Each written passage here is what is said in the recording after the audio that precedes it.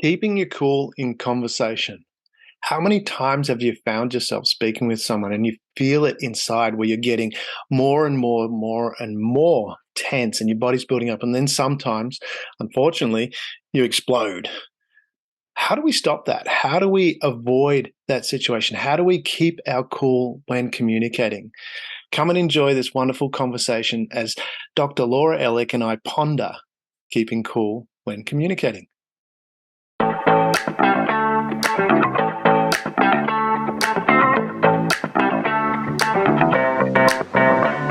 Welcome to Share.care, an all-inclusive community sharing experience, strength, and hope to create strong, healthy, and inspiring relationships. Share.care communities work toward every individual feeling safe, valued, and heard, free from the threat of danger, pain, or harm. Each episode, founder Damian Andrews explores the principles underpinning Share.care and invites expert special guests to share their knowledge so you can easily reap the benefits so many others experience. You hold the choice to create your future. Let it be with strong, healthy, and inspiring relationships. Hello, Dr. Ellick. How are you? Hello, how are you? Well, thank you. How's things in your part of the world? Getting all set for Christmas? So it's when we're recording this, just before Christmas. Yes, absolutely. I had a little delay. No, not too much of a delay getting on. I seem to have broken my toe today and it really hurts. You broke your toe. Yes, I did. How did you do So that? well, I can say it even though he's here because I don't think he'll take it personally, but I tripped over my son's Xbox cords early this morning. Yes. Yeah. And I usually, actually, that's the reason I usually wear shoes around the house, because I do have a tendency to bump into things. But it was early this morning. Didn't Yeah. quite get it together. So I guess Now that I'm leads paying for into it. a good topic to talk about is keeping cool in communication. How did you keep cool explaining to him about his chords? It's actually funny because he was sleeping. Yeah. And I knew that, and this is actually, it really does feed into the conversation, is timing is everything, right? Yes. So as much as I was upset, going in and, saying something to someone who's just coming out of a deep sleep, Yes. not the best time to have a productive conversation. Yeah. Is Yeah. your son So, anything like mine that, especially on school holidays, the sleep-in time is quite extensive? oh, for sure. Absolutely. Absolutely. But I have made the mistake of like letting myself get escalated and like barging in the room and saying, hey, this happened. And it just never goes well. I can imagine. I haven't had that in Benjamin's Xbox and PlayStation has wireless controllers. I do notice sometimes he plugs them in but he pushes them against the wall. So I'm quite fortunate there that I haven't tripped over anything in that regard. Hmm. But I have noticed Hmm. him at them. He lost his AirPods, so he's got a cable because I wouldn't buy it deliberately. I deliberately didn't buy it again. Just, it's not like you've Oh, lost it. sure. Yeah. And he did ask for that for Christmas, so that will be a Christmas present.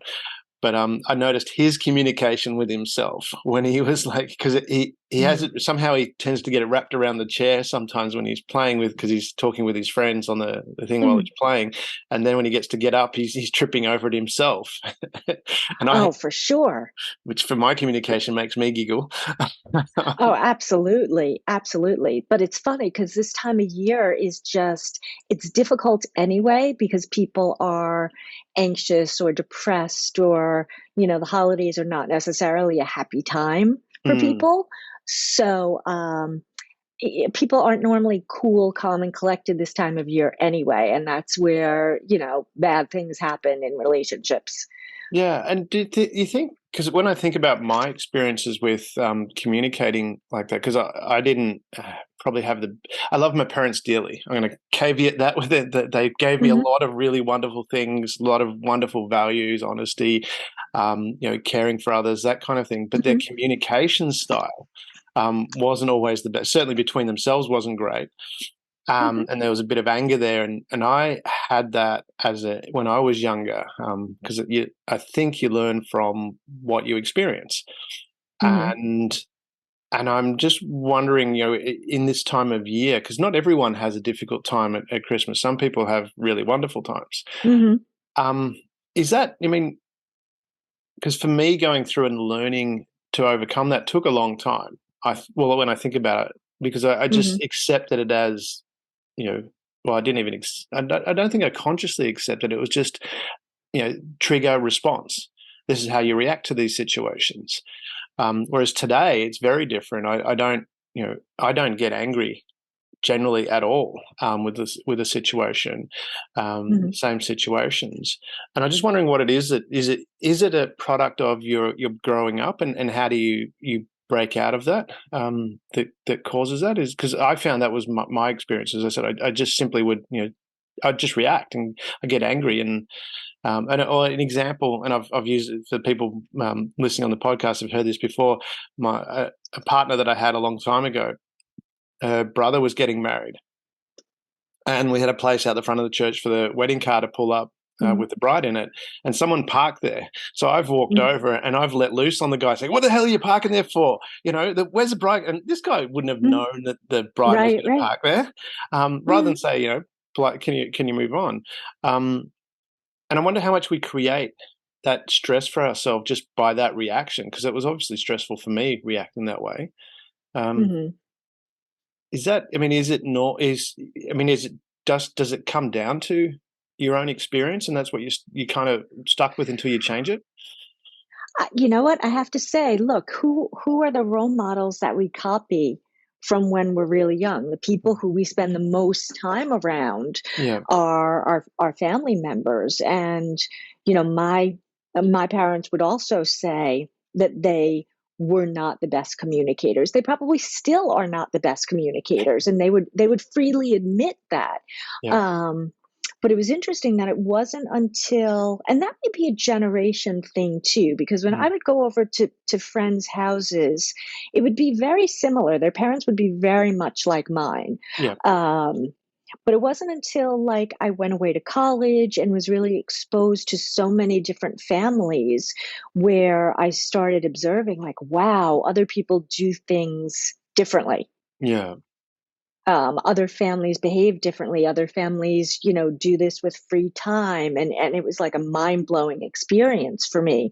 But it really wasn't until maybe a few years ago, a couple of years ago, really, where I found the benefit, um, to really being almost mindful in a conversation, to de-escalate it and handle yeah, it from a different perspective.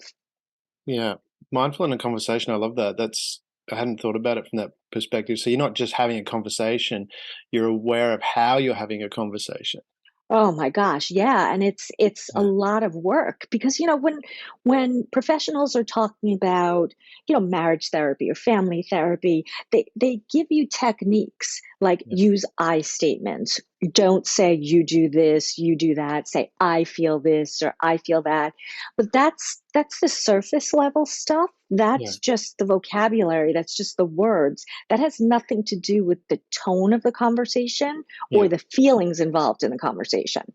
Yeah, the feelings, because that was something I learned that not a long time ago. Later in life is where I was getting with that, where it's not so much what you say, it's how you make the other person feel that is remembered. Mhm. Mhm. Because I always used to, because I'm a very technical person, and Right. I know the technical details, and I'll get right into that. And I never really Mhm. considered how what I was saying might be affecting the other person. It was like, well, here's the details. Why don't you get it and move on? Right, right. Could be very abrupt, and it was later that what people remember. I can't remember who told me, but someone said, what people remember is not what you say, but how they feel when you're talking Mhm. to them, and that completely changed the dynamic of how, um, of what I was, or how I was delivering things. And I think partly too, I don't know if you remember the movie, Three Men and a Baby, and they're Yes. reading. Remember they're reading the story to the baby, Yeah. and it's like it doesn't matter what you read; it's the tone of the voice when you're It's the talking. tone of the voice. Right. Exactly. exactly. But I think we miss those opportunities for deeper connection Mm, because we ourselves can get defensive in a conversation or get yeah. escalated by someone else's tone. And then you're off and running and you haven't really resolved anything. How much is So, that? Because yeah, that yeah. defensiveness that we, because that can be, someone will say something, and I relate to that, from when I was younger. Like someone would say something, I'd get defensive again, and I'd have to defend it and escalate the issue. Hmm.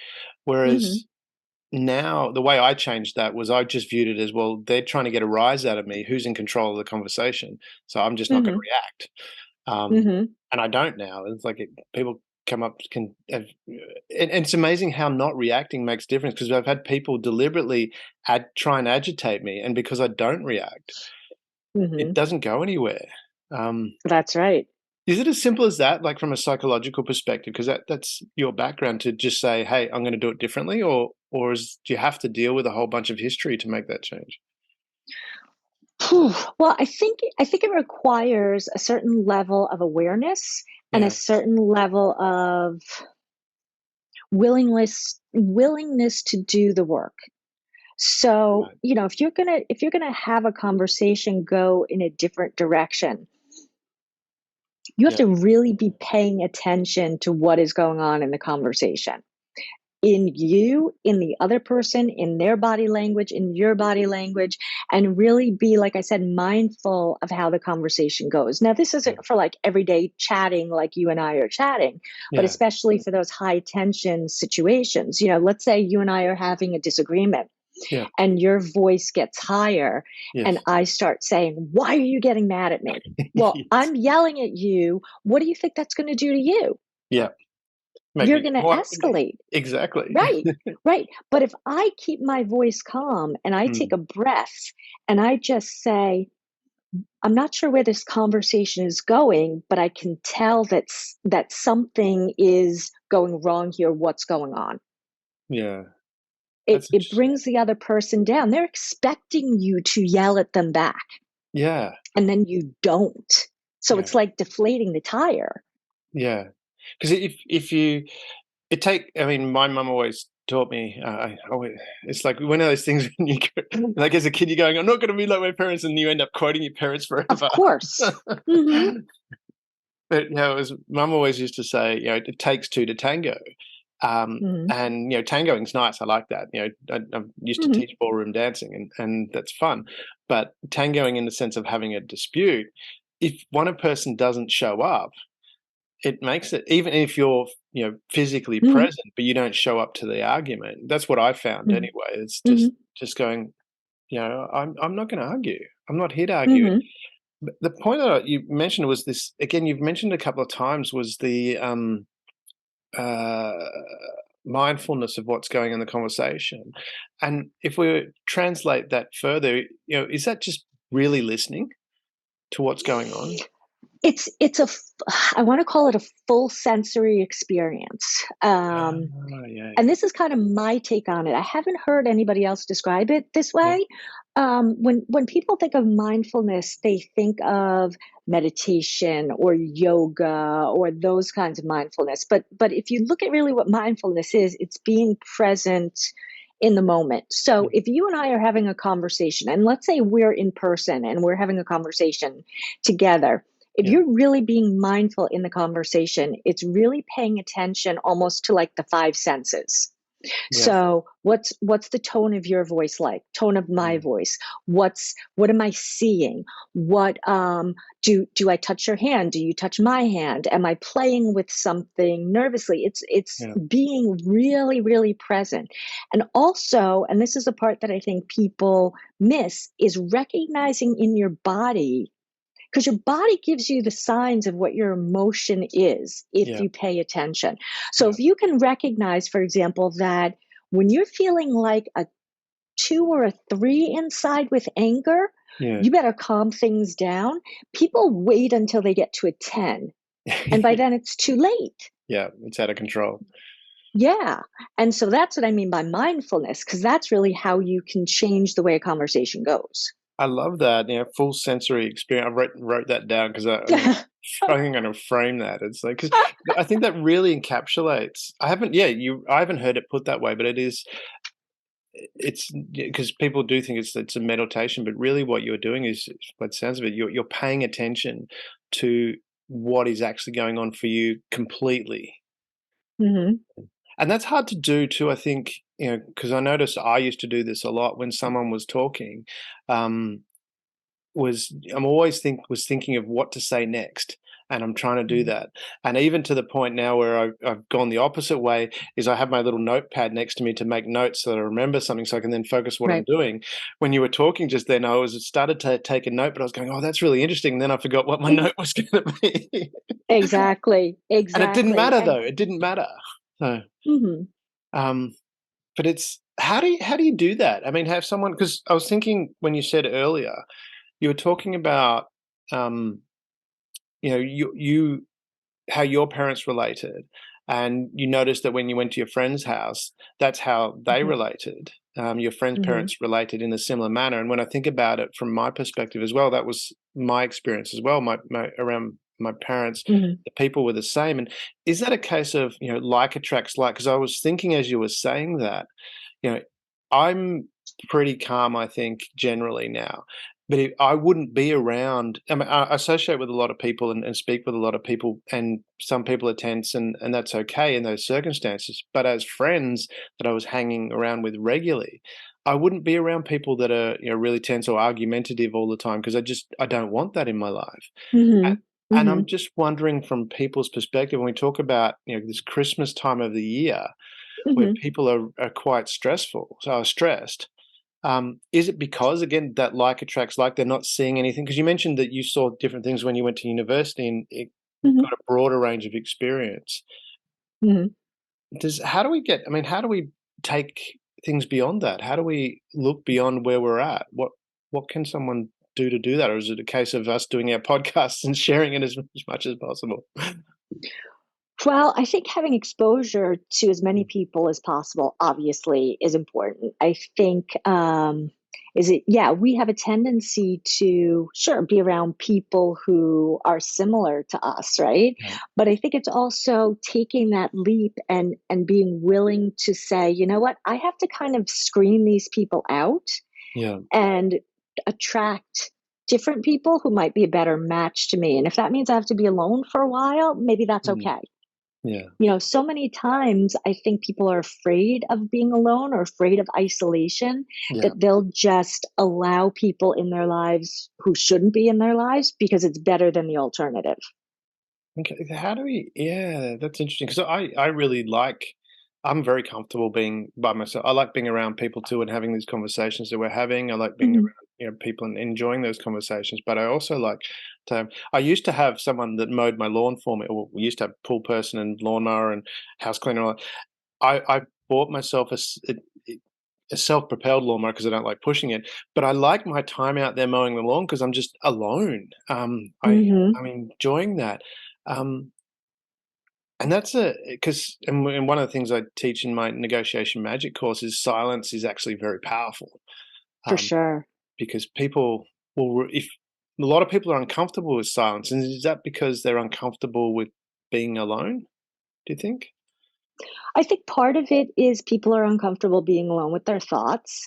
I Yeah, think the other thing is, I think when people are silent in a conversation, I think they're often fearful of what the other person is thinking or thinking about them.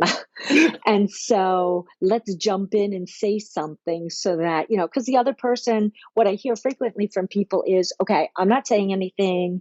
She must think that I'm really dumb, or he must think that I don't know how to keep up a conversation. So I better say something. yeah. And that's your own negative self-talk in a way. I mean, I don't like using the word negative, but it's a self-talk that's not serving you. Right. It's definitely not helpful. Yeah. Is that a self-worth thing that I'm just wondering about that because I'm as you're talking about that, I'm thinking about from my own experience where I've done that. Um, and it's like, I'm just wondering how, is that again that a product of what we've grown up with? And because I look at now and this is when I think about And I make this joke regularly to people, because when we're talking about situations, you explain that Mhm, they go, "Oh, that's really amazing." And I say, "Well, yeah, if I wasn't me, I'd want to be me because this is really mhm, cool." mhm. Right, right. And that's a relationship I have with myself, and I'm comfortable with that. But it's not something that I grew up with, and certainly not something I major self worth issues when I was younger. And I'm not Mhm, sure the point where it actually switched over to now. I like, at the end of the day, I I used to make a point of going, because a lot of times we get there and go, "Oh, I didn't do this and I didn't get that done," and we beat ourselves down. And I didn't like that mhm, feeling, so I thought this is not good. mhm, And I mhm. decided that at the end of the day, I was going to have, when we're talking about these conversations with ourselves, and keeping cool in conversation, Yeah. because certainly at the end of the day, when I was going, "Oh, I should have done this and I didn't get this done, I didn't," and my to do Mhm, list was always massive, so it was impossible to mhm. do anyway. So I was setting myself up for failure if I took that approach. Sure. And then I switched and said, "Well, actually, what did I do? What did I get done?" And even if it was only one or two things, I said, "How well did I do that?" "Well, I did that pretty good." What was good about what I did? And that's now the conversations I have with myself. And maybe that's why, um, the conversations with me, my personal conversations with me, are so cool, because I like what I do. Mhm, It also mhm. helps that I taught I my don't son. know. I mean, I'm gonna throw something out there that just came into my mind. Tell me what you think about this. Is we oftentimes our culture, let's say, uses isolation as a way to punish, right? Or Yeah, silence go as to a the way naughty to corner. punish. Yes. So when you Yeah. were bad as a kid, Yeah, yeah, you yeah, would yeah. be sent away to your room, close the door. But I also think of bullying because I had horrible experiences being Oh, bullied, and bullying was yeah, isolation as social well. isolation, Yeah, right? Or people would ignore you, wouldn't talk to you. yeah, So, and that's scary. And so, a yeah, lot of what we're talking about today has come out of my experiences with bullying when I was a kid. And then I had yeah, a bullying experience a couple of years ago. Um, and right. it brought up all kinds of old stuff where I was like, you know what? I have to figure out how to manage conversations, including Mm, bullying stuff differently because I would get isolated. I mean, yeah, escalated. yeah. And like fight fire with fire doesn't work. No. Um, so these are like sort of some random thoughts I have, but I think maybe that's why being alone is seen as like a bad thing. It's you're shunned. That's really interesting that you said, because I hadn't thought about it from that perspective. But yes, the punishment was to isolate people, and even in prison, the extreme punishment Mhm. is being set into solitary. Right. Yeah, it's like, but as And a if you're a child, as a monk, you parent, love that. Right. Right. yeah, so It's a because I look at punishment. it, because I'd enjoy that. I'd be there doing my push-ups. I'd be doing, Exactly. and thoughts with myself, and maybe it's a product, because I studied a lot of Wayne Dyer when I was younger, and still loved listening to Wayne Dyer, and he talks about, the best you've got to have a. He talked about, you've got to have a quiet love affair with yourself, I love with that. yeah, and it's like, I love me. I wouldn't, he said you have to, and the other analogy he said was, you've really got to treat yourself, and coming back to that conversation, as though you were a, priceless vase. He said Mhm. you wouldn't, if someone said something, and it's not about getting defensive and having to defend yourself. You would just be quietly respectful of you, and if it was a situation that wasn't right, you just go. There's no point getting yourself agitated, making yourself unwell, because Mhm. the tension in your body, it causes all sorts of physical illnesses, we know that. Of Um, course. and it's like, well, okay, how do we, and so for me, it's like I can't go back to, it's I can't get angry. It's like, well, it just doesn't, I mean, there's certain situations where I'll feign anger, but Mhm. Mhm. but I'm not actually angry. In sort of some business things, I'll get a bit hot and bothered.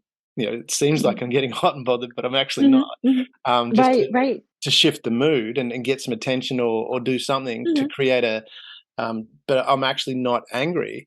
And it's like, I say this with my son. I've never actually yelled at him ever in Mhm. the entire time.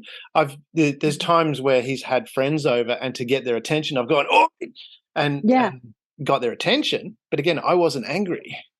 Mhm. It was so much. I just found it was, that quiet was also more powerful as well, speaking calmly, speaking in control. It was like, and Mhm. also asking. I found that in the communication rather than directing him to do stuff. I said, "Can you do this?" And like I Mhm. said, "Can you go and clean the bathroom?" And he'll, sometimes I've got to say it a couple or ask a couple of times. Mhm. It's like, "Can you clean the bathroom?" Come back at the end of the day, it's not done. I said, Mhm. "Did you remember I asked you to clean the bathroom?" He goes, "Oh yeah, yeah," and Right. he'll go and do it. Mhm. Mhm. Um, and it's just because you were talking about de-escalating and maybe because I'm in that position where I'm just calm with the situation, I'm calm with myself. Therefore, I'm Mhm. because if you don't have it in yourself, it's pretty hard to put it out there in the world, isn't it? Yeah, and it could be, look, it could be anger, it could be anxiety. Think of like Mm. first date anxiety, or, Mm. anything in a conversation where you really need to de-escalate. And most people think de-escalate of anger, but it could be anxiety, it could be any Yeah. emotion, fear. It takes you out of the experience. And, sometimes saying it discharges the emotion. So even Mm. being able to say to someone on a first date, let's say, "I'm feeling really anxious about this," like, that's powerful. Yes. That I guess that's that transparency and being transparency is not the word I'm thinking of. What is it? Openness. It's not even Maybe right. vulnerable. Yeah, yeah. Showing your vulnerabilities. Mhm. And I think we also forget that people are people and they're probably experiencing the same because I could imagine Mhm. that the person you're going on a date with for the first time Mhm. is probably Mhm. feeling exactly the same thing. And if you get it Mhm. out in the open, that's why I love that scene from Crocodile Dundee about the psychiatrist. And I use that quote all the time about when they're in a cocktail party and she says to him, you probably don't have a psychiatrist in Walkabout Creek. And he goes, "No, if we have a problem, we tell Wally. Wally tells everybody else, and no more problems." We brought it out in the open I and love it, but yeah, it's true. yeah, it's like, well, and I mean, maybe does that help in a situation where, someone's getting angry, even saying to them, "You seem a little bit tense about this. What is there something else that we wanna talk about? Can you do that?" Absolutely, Mm, absolutely. I do this a lot with with my work with my patients too, because sometimes people aren't so great about expressing it. Or in a couple session, you mm, can tell that something is going on, yeah, but the communication isn't good. And I may say, "Look, hey, I just noticed like there was a change in your body language. I saw your jaw got really tense, and it mm, looks like you might be angry. What's going on?" I find that if you say to somebody what's going on, it totally um, blows open the door to communication. yeah, I suppose that's different from saying why you're upset. It's just you're neutralizing it. Mhm. What Mhm. is that yeah, 'cause it and 'cause I'm thinking why questions are probably not a good thing. Is that, "Why are you doing that?" It's like, Never, never, never. That's my rule when I work with people. I never use why. yeah, Why immediately puts people on the defensive. I'll often say what's going on, or I'll say, "I'm curious about this. yeah. I'm noticing blah, blah, blah, and I'm curious. What's up with that? Or what's going on? Or am I wrong? Or I'm sensing this." And is it good to like you mentioned before about the I'm gonna go to my note because I did write that full sensory experience, being mindful. Mhm. Mhm. From that perspective, because I'm remembering now of on the Wayne Dyer in How to Be a No Limit Person. I listened to that over and over and over so many times. But he talked about there's an analogy he used in that where it's like when you got to remember that it's your emotion and your inner feeling and how you react to things is your choice, and you Mhm. don't have to take on what somebody says as yours. It's like it's Mhm. their feeling. So if someone comes up to you and they're really upset, he can use the example of playing volleyball. He said someone can hit the Mhm. volleyball to you and say, "Why didn't you turn up at 6 o'clock?" And you can, he said, you can take the volleyball, splash it all over yourself, smear it all over yourself, and say, "Oh, I don't have to turn up at 6 o'clock. I'll tell you where I'm going to be." Or you can say, or he said, you recognize that it's their emotion. Say, "Well, you seem really upset that I didn't get here at 6 o'clock." Mhm. Um, Mhm. that sounds like a useful way of diffusing it as well. Mhm. How do we, again, can we make that switch? Do we just do it? Um, because I'm a believer that change is really easy. It's getting to the point where you're ready to change is the challenge. Mhm. Um, Mhm. Yeah, for sure, and I think it's a lot of observation and, again, stepping outside of yourself in uh, an interaction and being willing to do that. Like, I would watch myself in interactions because 'cause I've been toying around with some of these ideas for a while, yeah, and I started stepping outside an interaction and saying, "What am I doing in this? Like, what's yeah, my reaction in this, and how is it contributing, for better or for worse, to how this conversation is going?" yeah. That's really interesting. You say about what am I doing about this, as opposed Mhm. to putting it on the other person, because we tend to blame the other people a lot. Uh, Right. is that Right. Well, it's an interesting concept because, I work with a lot of people who are in addictions, and, right? it's very big for people who've been in therapy or in AA. Nobody can make you feel this way, or nobody can make you feel angry. Nobody can make you feel this way. Yeah. And yes, I get that, but I also think that other people can say things to provoke and try to induce a reaction in somebody else, I think right? some people But it's what deliberately you do that. yeah, but it's what you do with that that Mm, counts. So, okay, are they making you angry? They're inducing anger in you. They're yeah. being deliberately provocative, but Yes. your response to those feelings, that full sensory experience, is Mm. going to determine how the rest of the interaction goes. That's interesting because I hadn't taken it to that step before. I've always just gone, I'm not going to react, but Mhm, hadn't really thought about it yet from that perspective. Yes, that behavior is a deliberately provocative behavior, or mhm, maybe it's not deliberate, but it is a provocative behavior. right. Um, and is this where we're coming back to what you were mentioning before about recognizing this when you're a two or three, not at a 10?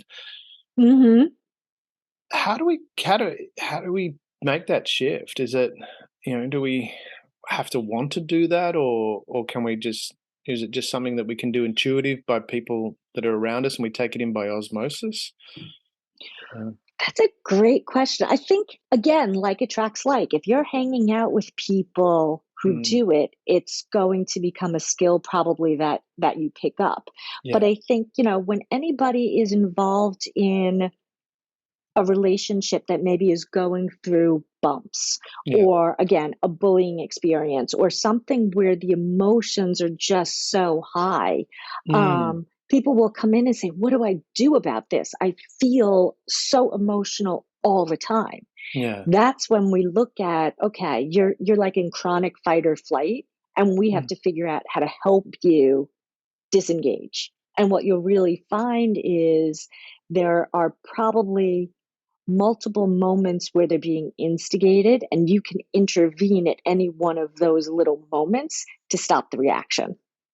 yeah, it's interesting because as you're talking about that, I was thinking about some couples that I know, and you can see in the way they relate that, there's triggers. They have different personalities, and there's triggers, and they just don't bite into each other. Like from Hmm. what I can tell, that, and I've known them for a long time, they have this wonderful supportive relationship.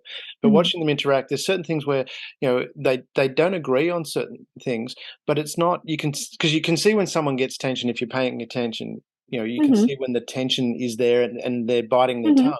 But it's like this person will say that and they go, "Yeah, yeah, no, I don't agree with that." But their tension doesn't rise, Right. and they just continue on. It's like, okay, they recognise where their boundaries are of what's, this is the way that person is, and they, I guess, they love the person for who they are as opposed to wanting them to be different, and they Hmm. recognise that behaviour. And this is the observation I've seen, and I go, okay, yep, they're doing that, and that's part of how we relate, and that's okay. Um, Right. is that, like, from a couple perspective? I mean, because keeping cool in conversation in a partnership, in a relationship, can be challenging at times. Hmm. I've had some horrible experiences in relationship, and I will come back to the two takes two to tango. I'm sure, Hmm. pretty sure I Hmm. contribute to that. Well, I'm not pretty sure. I know I contributed to that escalation. Hmm. Um, I mean, is it a case of, just ignore? Because I'm thinking about that couple and going, well, okay. they've recognized what their boundaries are, and that boundaries not the right word. I get from how they relate, and it's not just this couple, there's a few that I noticed a similar sort of thing, and they go, "Well, I like the person for who they are, and regardless of their behaviors, I'm not looking to change the person, and this is one of their behaviors, and it might be a unique characteristic, but I love them for that." Is that a way of de-escalating? I'm just wondering. Sure. And it's not worth it for me to allow myself to get escalated. Yeah, yeah, yeah. So like thinking about, let's say, exes, like Yeah. exes who are trying to co-parent. Um, There's a like lot. don't yeah, don't take the bait. Yes. Because if you know when someone is trying to provoke you, Yeah. right? You can either respond to it Yeah. to try to get the better of that person, but it's just Mm. going to be back and forth, and you're going to get angry, escalated, high blood pressure, high cholesterol. Is it worth it? No. Just take a breath, recognize for what they're doing, and if you don't engage in it, it's going to stop. Yeah. They Well, don't have a partner to engage in the dance if you're not going to dance with them. exactly.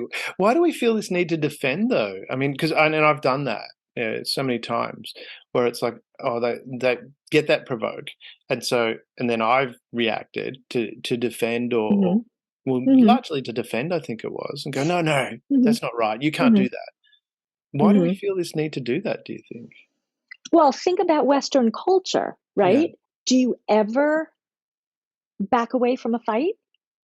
If you back away from a Um, fight, you look like a wimp, that's right? How interesting. many Yeah. times have you been told, don't Yeah. back down? Yeah. Don't let them, right? Don't let them get the better of you. 'Cause that's really interesting, 'cause that's the opposite of, like, I've read The Art of War, and Mhm. I've done a number of different martial arts in my life, and I've always, always, always wanted to do Aikido, but I never did it because I wanted to, Mhm. because it's about using that energy, and I've recently started doing it, and it is when you say don't back away from a fight, but it's just interesting with the Aikido moves, and as it's explained, it looks like you're moving backwards, but what you're actually doing is taking that energy and letting them pass through, and Exactly. yeah. So maybe it's So a you can mental. it's a mental, exactly. So you're gonna say you can. So you can stand there Mm, while someone is trying to, bait you, yeah, and you can stand there and you can observe it, but you don't have to engage in it and you don't have to feel it either. Because if yeah, you recognize as, oh, here he is trying to bait me again. Oh, he's just being the same as he's always been. yeah. How much of that reaction is you might have coming back to self-worth, you actually might feel that what they're saying could be true and you've got to defend it? Because I wondered that. I mean, if someone said to you, "Hey, you're a Volkswagen," it wouldn't mean anything. But Mhm. because we're this trigger and response, we're trained in a certain way to go, "Oh, this is an offensive statement," or this, if someone says you're a dickhead, Mhm. you've got to show that you're not. But if you don't even think that that's relevant to you, if you treat it as Mhm. though it's a different language that doesn't mean anything, all of a Mhm. sudden, you know, it doesn't mean anything. So how do you react to that? Is that I think it depends who it is, yeah, right? So if an ex-spouse or someone who, clearly wants to just hurt you, yeah, there's no point engaging in it. It's mm, kind of like just let them kind of go on. But yeah. for somebody else, it could be, wow, Mm. you might be right. I'm going to think about that. Yeah, okay. Yeah, I get where, because I hadn't taken it to that point where there's a self-improvement, maybe, or potentially a self-improvement component. I was just thinking Hmm. it from a more perspective of someone attacking you.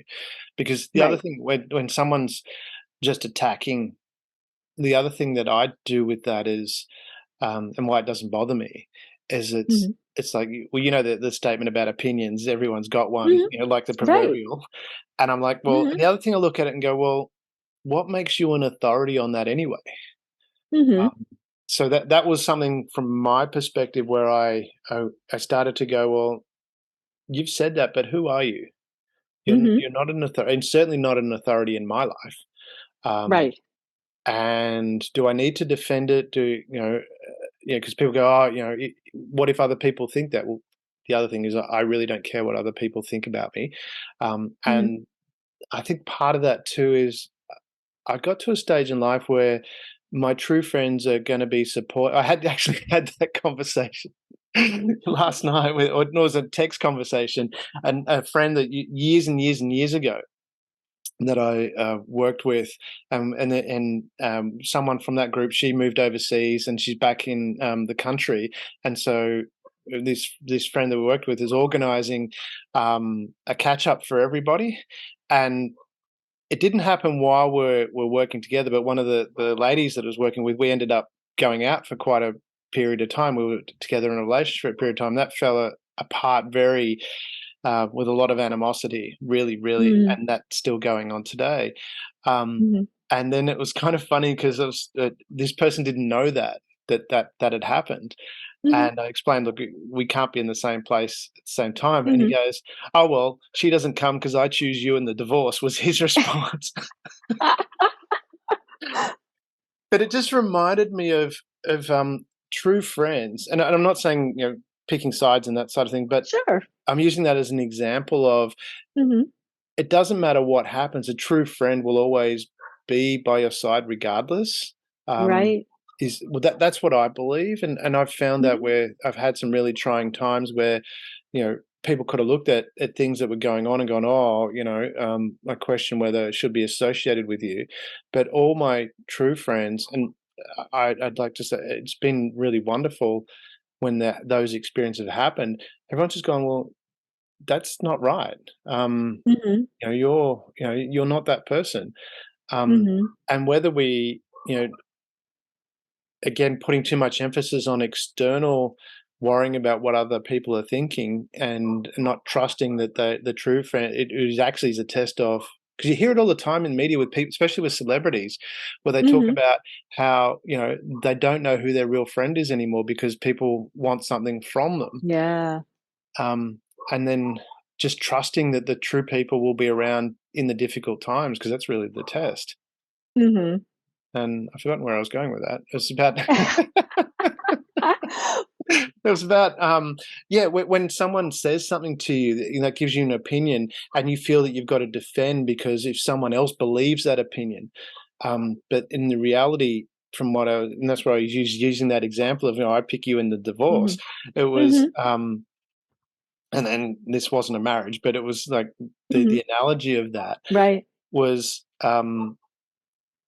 it's trusting that those friends will be there and you don't have to defend it anyway, because those people, if they are real friends, will stand by you regardless of what somebody else might Mhm. have said. Mhm. Uh, is that? I'm just wondering how we get to that. I mean, because I'm as I'm talking, I'm trying to work out how I got to that situation, because I wouldn't have always done that in the past. Mhm. It was a shift, and I Mhm. don't know where it is as we're talking.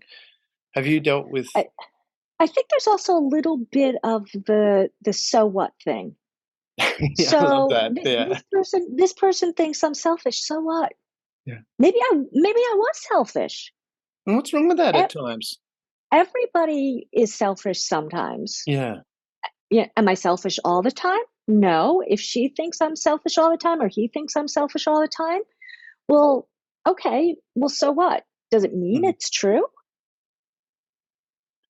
Yeah, actually, I just had an idea as you were saying that too, because is that when someone says, "Oh, you're selfish," are they focusing on the problem or the solution? So if there's someone in it, because I was thinking about the self-improvement thing that you Mhm. mentioned before, and if it's someone that's close to you, really, they rather than saying you're selfish, because what they're probably saying is, "Actually, I need some more time." When we think about it as a couple situation, if we're gonna Right, put that in that right. scenario, someone says, Mhm, "Oh, you're selfish. You're always out in the garage, doing work." mhm, Um, mhm. uh, and and if someone, says, "Actually, what I need is I need some cuddles. I need some Right. attention."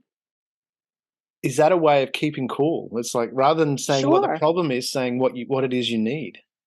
Right. It's going from the global to the specific. The global is just name calling and whatever, which isn't really problem solving. Specific is here's our solution. Yeah. That's really interesting that, because what you So, because part of that as a way of keeping cool is Mm, actually being aware of, and that again comes back to that mindfulness, your own sensory experience, rather than saying it's, oh, you. It's like, well, this is what I'm mhm, feeling and this is what I need. Because a lot mhm, of, especially, I mean, I'm thinking it from a guy perspective. If someone tells mhm, me this is my problem, not this is my problem, this is what I need, I can mhm, deal with that. Um, mhm, because being generalistic about it, Mr. Fix It, tell me what you need. I can achieve that. mhm, Tell me a problem. I'm like, mhm, oh, I don't know. What do you mhm, want me to do? mhm, mhm, Um, and yeah, just wondering if we spent more time just saying, hey, this is what I need. I need this. Not you're doing mhm, that, but I need this, and something. Well, yeah, I can do that. Or that was something, yeah. Because I'm thinking about again a relationship that had there was a fair bit of high conflict in there, and it was always about what was missing and what the problem was, as opposed to, and I don't think I was developed enough mhm, to recognize and mhm, shift that conversation. mhm, Um, and just wondering whether if we spent more time understanding what we need and saying, mhm, "Hey, I need this," asking for it. mhm. I mean, what's that? The famous quote from the Bible: "Ask, and you shall Right, receive." right. So it's being solution focused versus problem focused. Yeah. How do we? Is it as simple as that? Just going, I think it helps. I think it's yeah. also really important. There's nothing more powerful than admitting to somebody else, you know what? You may be right. That's hard.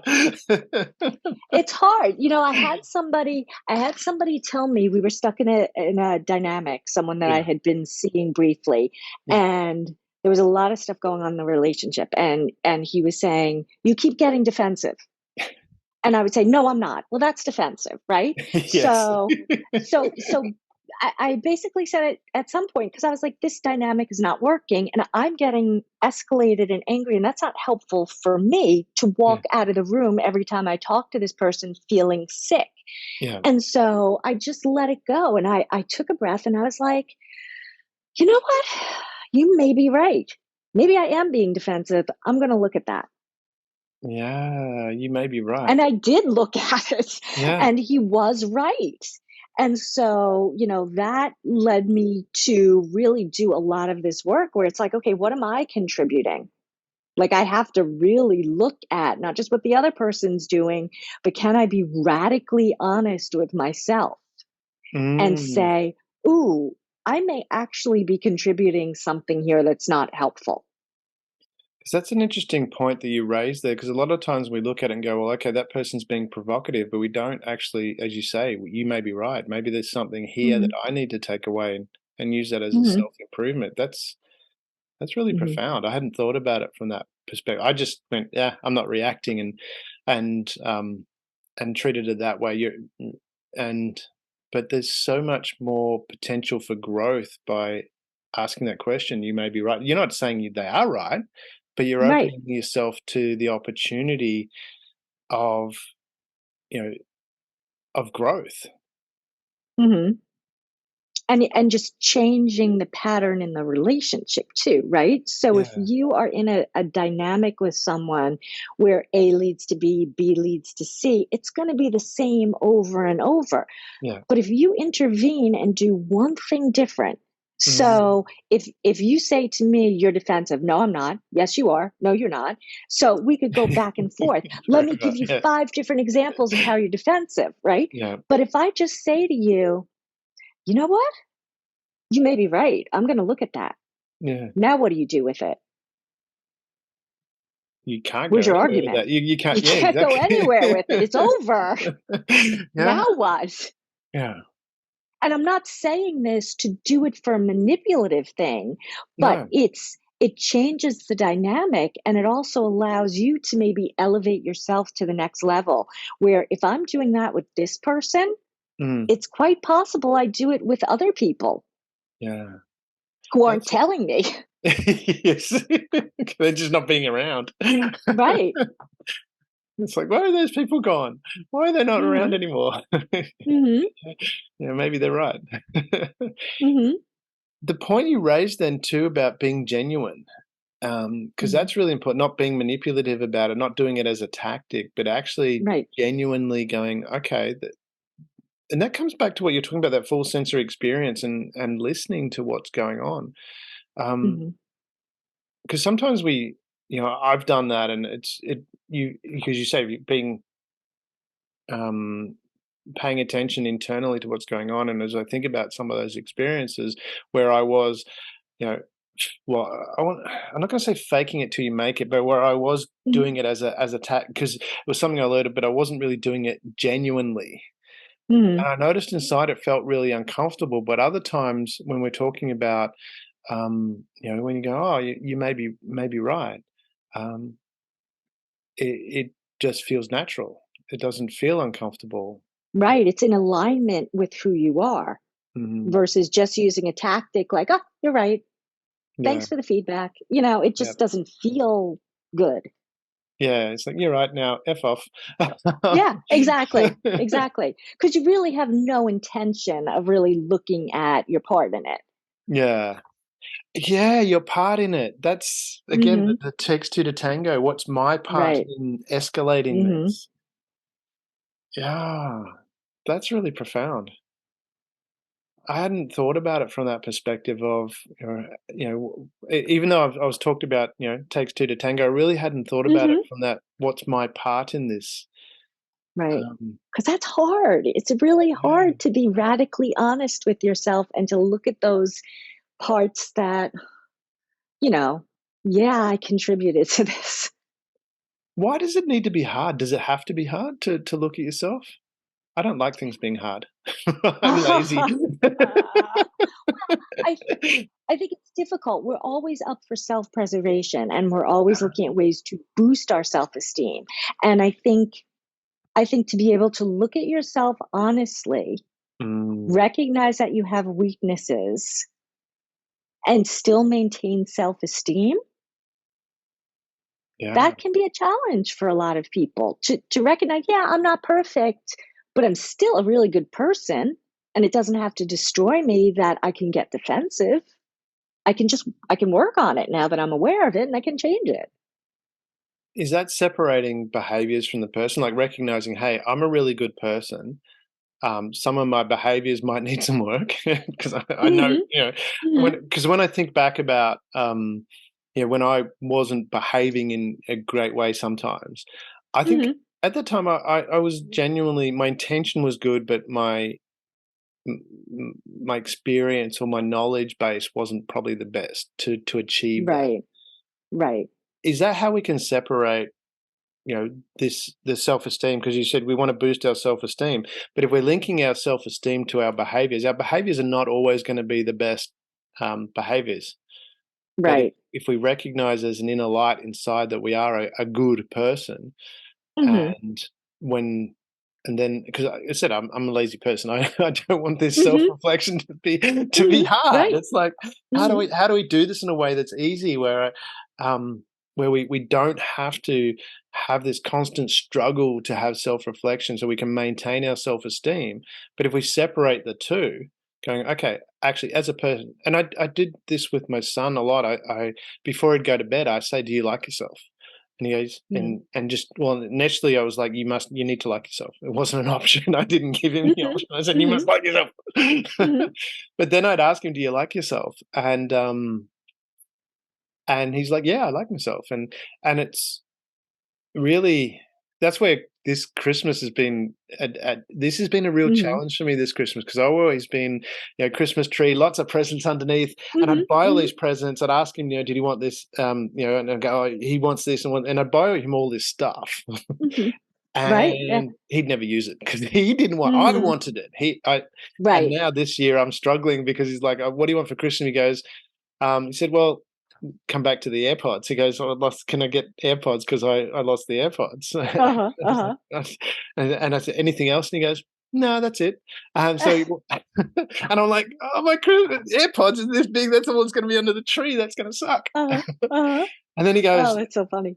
the other day he goes, oh, actually, can I also to there's new game releases coming out for the game that I like, and it's on special today, he said. Of course.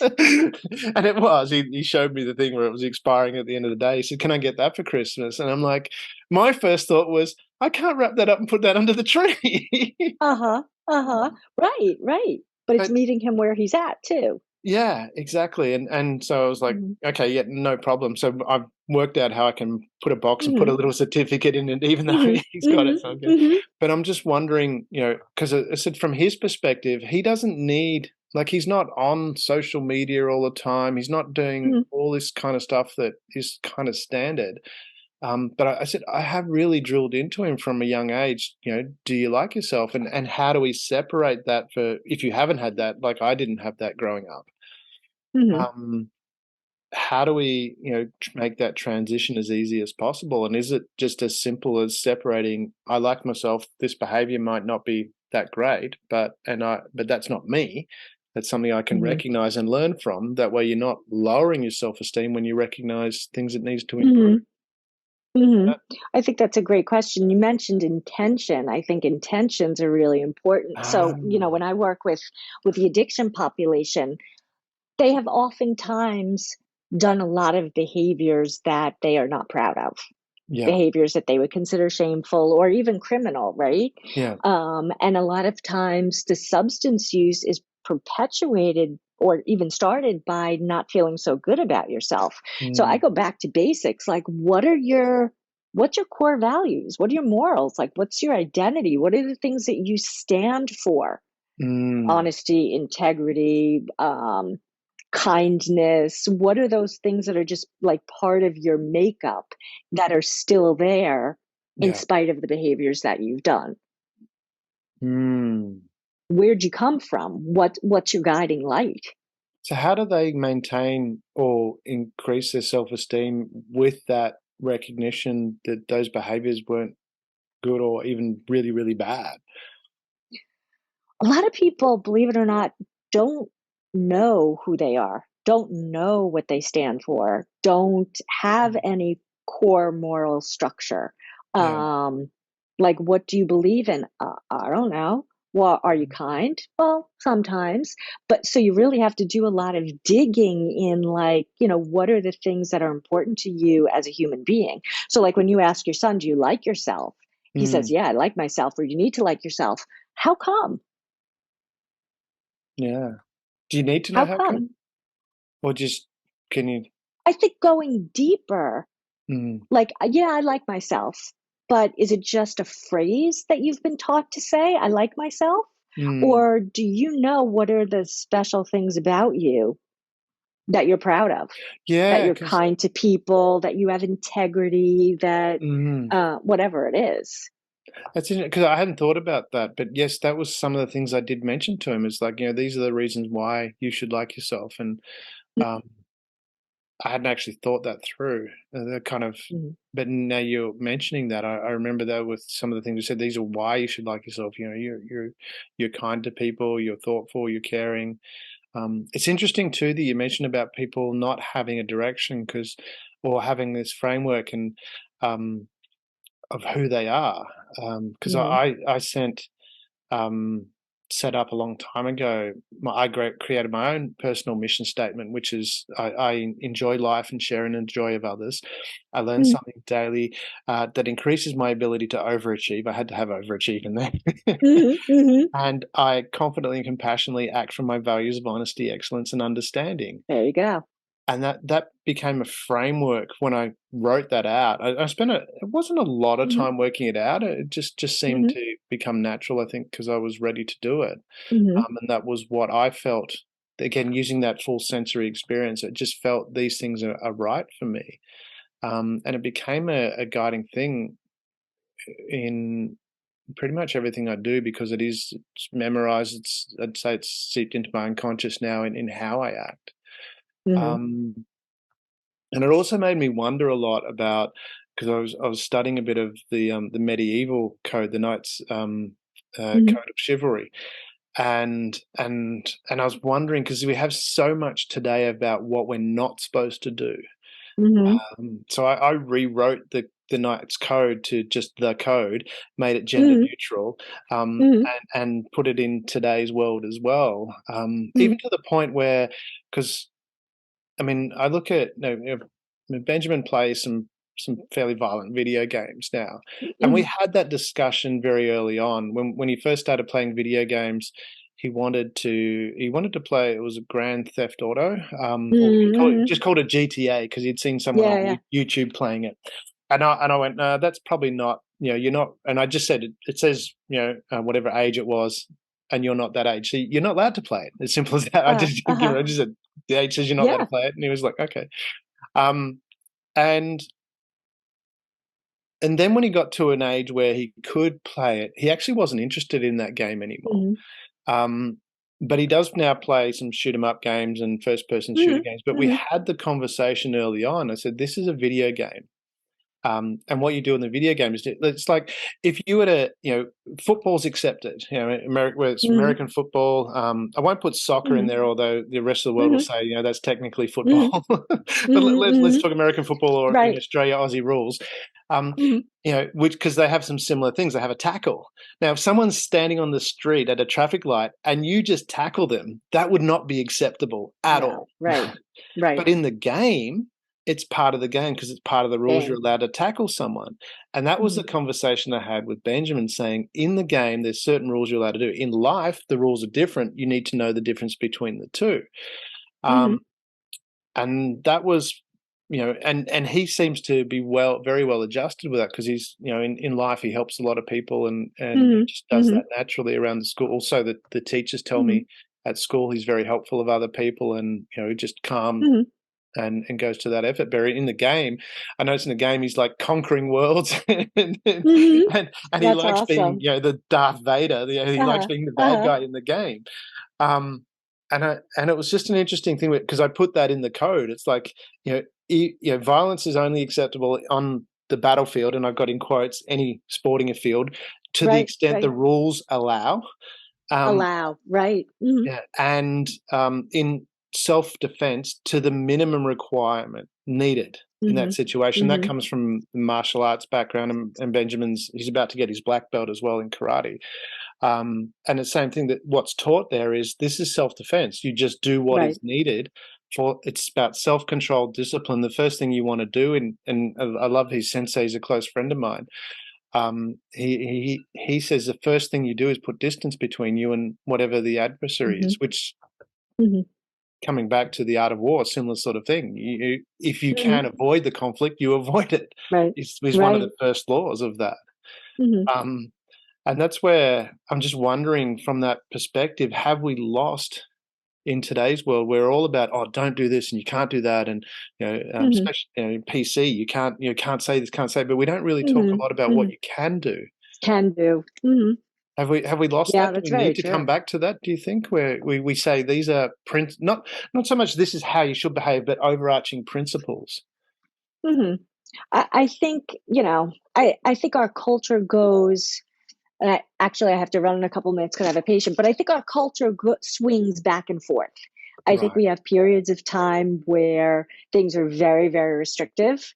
Yeah. And then we burst out of that and things go a little crazy for a while. So I think, the pendulum has just been swinging because of everything that's been going on with COVID. Not that there's a right or wrong to any of this, because I think some of the societal changes have definitely been needed. But I think sometimes we have a tendency to overcorrect, go too Mm. far in one direction, too far in the other direction, and then we sort of, modulate it and come back in the middle. Yeah. Okay. You're right. Yeah. But at the end of the day, if most people are good people and are going from a place of goodness, what their intention is, we shouldn't have to police from the outside. Yeah. Okay. That makes sense. And to come back to our topic, because you do have to run, Yeah. we're talking about keeping cool in conversations. It sounds like, from what you just said, having that full sensory experience, being attentive to what's going on inside you, seems to be the theme that Hmm. we've had running through this. Hmm. Paying attention to what's going on for you, and then, Hmm. as you said, maybe you're right, or what was the Hmm. comment? You may be right. Hmm. as a way of diffusing the whole situation, but also too taking the moment for Mhm. self-improvement. Is it what Mhm. that's what I've taken out of this. I think that's wonderful. Absolutely. I would love to see anybody who watches the podcast who does this at home, let us know how it went Yeah. because I can imagine it's going to change things a little bit because the argument is always back and forth. Just admit that, there's a possibility that you did something wrong. Yeah. That's wonderful. All right. I know you've got to go to a patient. Laura, it's been wonderful having you and chatting Same with here. you. I always love these conversations. They're so great. All right. Look forward to catching up again soon. Have fun with your patient and again, Merry Christmas and hopefully Same. Santa's really kind to you. So Yes, and happy New Year. Thank you so much. all right. Chat to you soon. Take Thanks. care. Okay, Bye. bye-bye. Thank you for being part of the Share.care community and helping people around the world prosper. You're creating a bigger pie for everyone to share. The more people contributing to the world being a better place, the better the world becomes for others and for you.